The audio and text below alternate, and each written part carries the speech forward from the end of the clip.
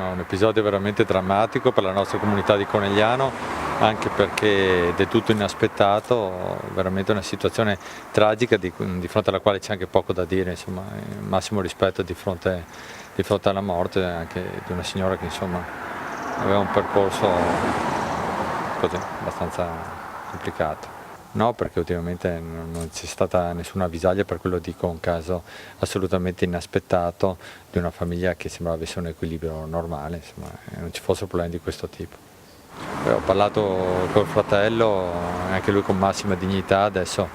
gli abbiamo detto che appena speriamo stia un po' meglio, sicuramente mi recherò a salutarla anche per portargli il cordoglio e la vicinanza di tutta la nostra città.